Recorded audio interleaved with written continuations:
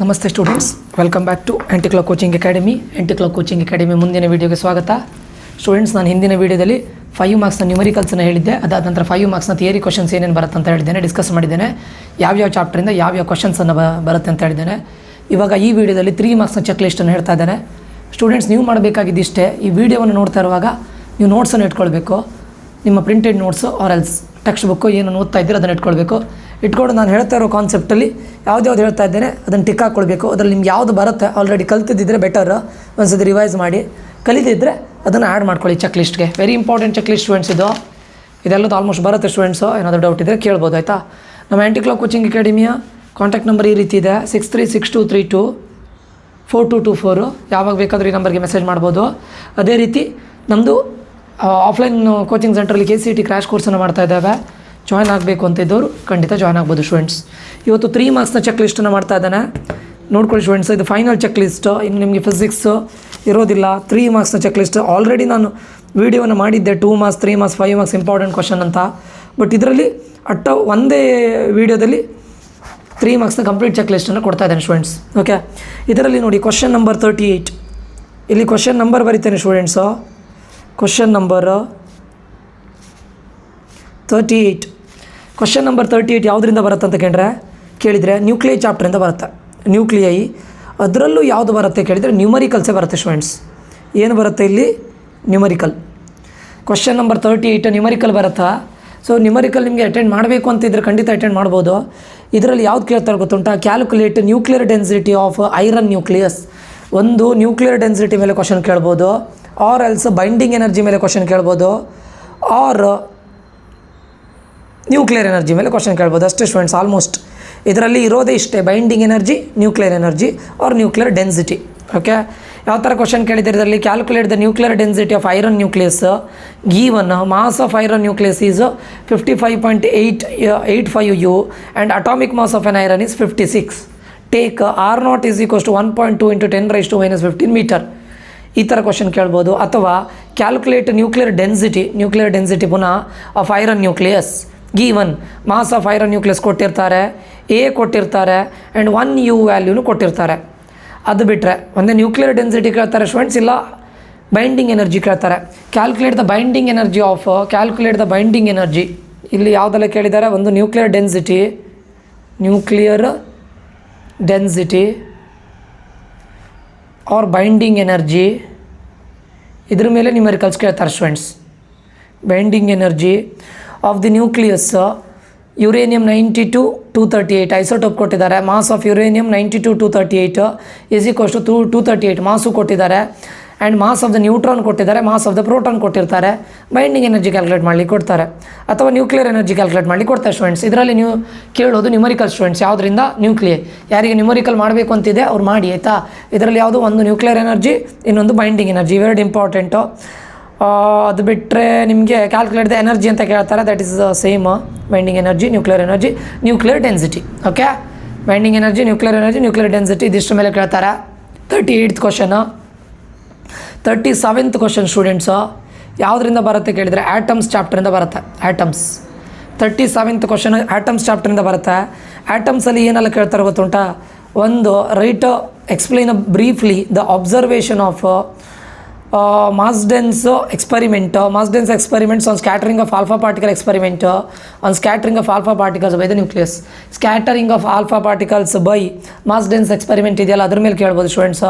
R write a note on emission ಸ್ಪೆಕ್ಟ್ರಾದ ಮೇಲೂ ಕೇಳ್ಬೋದು. ಅಥವಾ write a note on absorption spectra. State Bohr's postulate of hydrogen atom. Give de Broglie's explanation of Bohr's ಅನ್ನೋದು very important ಈ ಚಾಪ್ಟ್ರಲ್ಲಿ. Bohr's explanation. Second ಪಾಸ್ಟುಲೇಟಿಗೆ ಹೇಗೆ Bohr's de Broglie explanation ಆಯಿತು ಅದು. Sketch the energy level diagram for hydrogen atom. Name the region of ಎಮ್ spectrum of Lyman, Balmer and Paschen series. Derive an expression for radius of electron orbit using Rutherford's atomic model.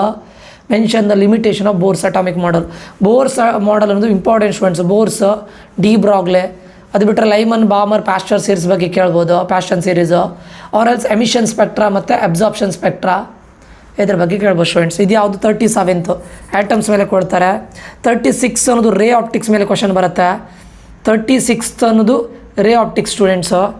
ಅದರಲ್ಲಿ ಯಾವ್ದು ಗೊತ್ತುಂಟಾ? Write the Cartesian sign convention, ಇದು important. Write the Cartesian sign convention used in analysing reflection of light by spherical mirrors.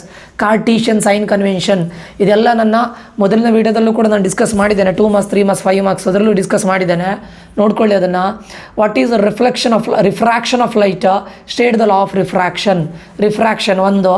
Right the relation between radius of curvature and focal length. Radius of curvature ಮತ್ತು focal length ಮಧ್ಯೆ ಇರುವಂಥ ರಿಲೇಷನ್ಶಿಪ್ಪನ್ನು ಬರಲಿಕ್ಕೆ ಹೇಳಿದ್ದಾರೆ. Mention any 3 application of total internal reflection application ಬರಲಿಕ್ಕೆ ಹೇಳ್ತಾರೆ.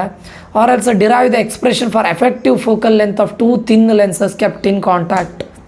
ಇಲ್ಲದೆ ಇದ್ದರೆ what is reflecting telescope? Name any 2 advantage of reflecting telescope. ಇದು ಯಾವ್ದಾದ್ರು ಕೇಳ್ತಾರೆ ಸ್ಟೂಡೆಂಟ್ಸ್. ಆಯಿತಾ? 36 ಕ್ವಶನ್ ಗೊತ್ತಾಯ್ತಲ್ಲ. Cartesian sign convention, what is refraction of light, laws of refraction, relation between radius of curvature and focal length, applications of total internal reflection, focal length ಮತ್ತು effective focal length when thin lenses are kept in contact. ಅದಕ್ಕೆ expression derive ಮಾಡಲಿಕ್ಕೆ ಹೇಳ್ಬೋದು. ಇದು 36th question ray ಆಪ್ಟಿಕ್ಸಿಂದ ಬರುತ್ತೆ students. Question number 35th electromagnetic ಇಂಡಕ್ಷನಿಂದ ಬರುತ್ತೆ. 35th ಅನ್ನೋದು EMI ಇಂದ ಬರುತ್ತೆ ಸ್ಟೂಡೆಂಟ್ಸು. ಎಲೆಕ್ಟ್ರೋಮ್ಯಾಗ್ನೆಟಿಕ್ ಇಂಡಕ್ಷನಲ್ಲಿ ಯಾವುದೆಲ್ಲ ಕೇಳಿದರೆ explain briefly an experiment with the coil and magnet to demonstrate the phenomenon of EMI.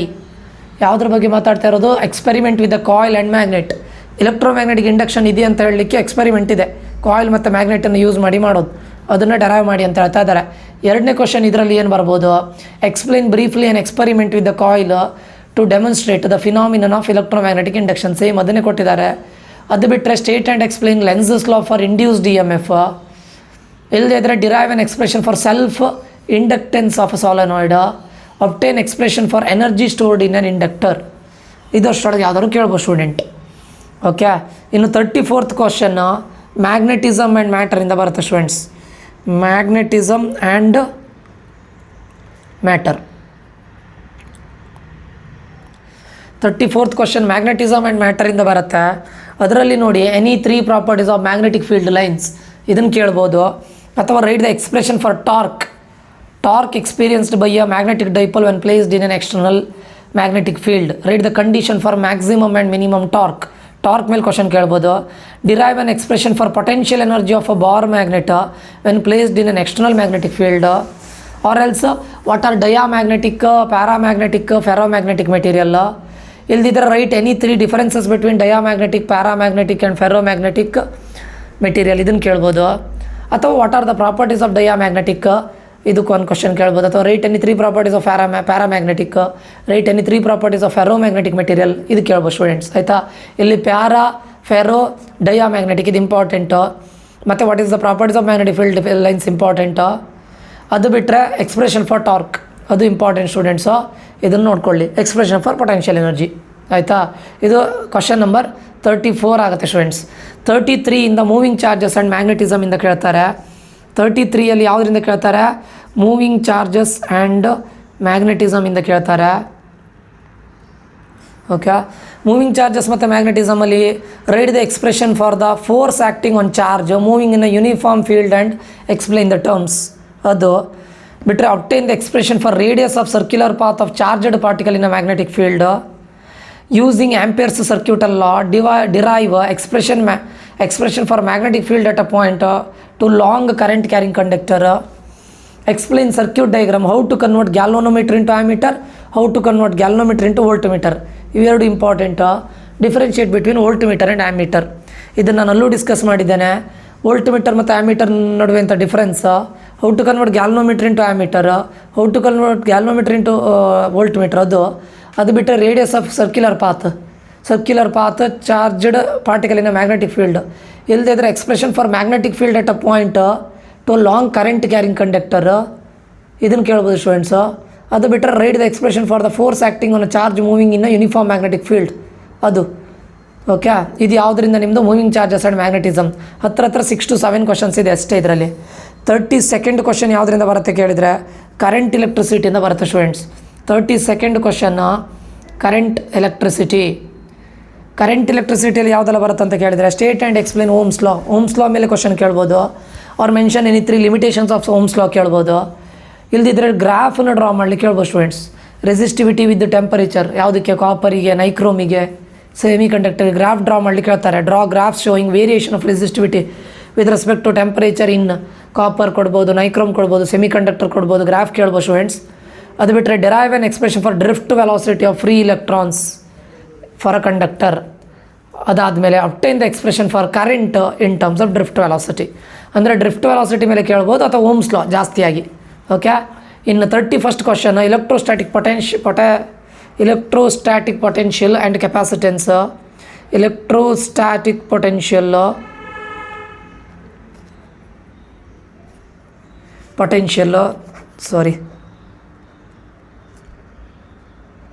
And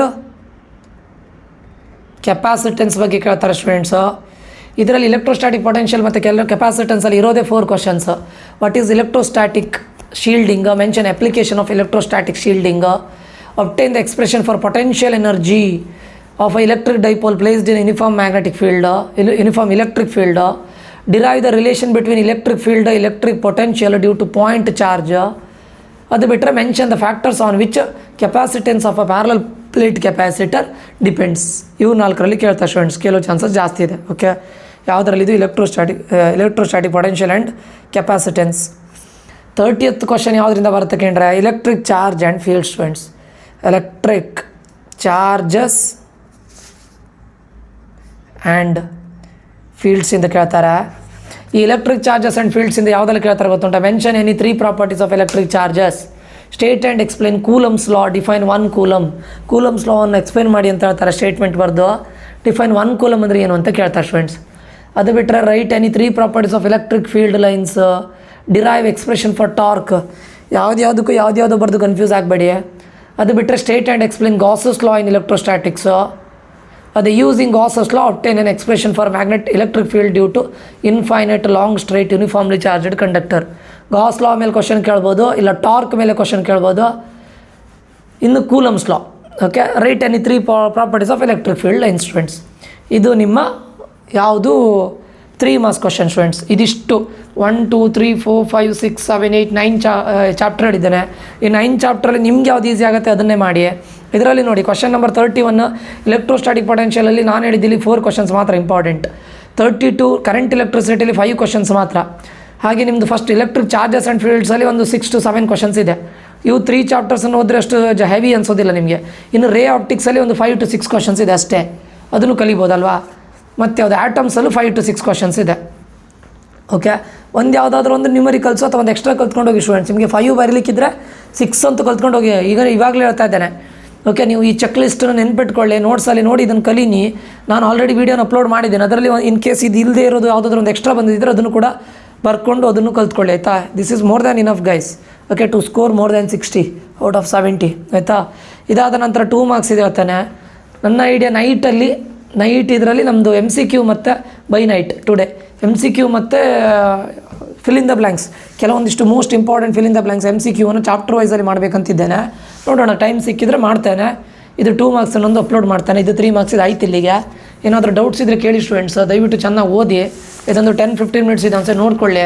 ನೀವು ಏನೇನು ಓದಿದ್ದೀರಾ ಅದನ್ನೊಂದ್ಸರಿ ರಿವೈಸ್ ಮಾಡಿ. ಓಕೆ, ಈ ಒಂದು ವೀಡಿಯೋವನ್ನು ನೋಡೋದಕ್ಕಾಗಿ ಧನ್ಯವಾದಗಳು. ಏನಾದರೂ ಡೌಟ್ಸ್ ಇದ್ದರೆ ಕೇಳಿ. ಮುಂದಿನ ವೀಡಿಯೋದಲ್ಲಿ ಮತ್ತೆ ಸಿಗ್ತೇನೆ. ಧನ್ಯವಾದಗಳು. ಶುಭ ದಿನ.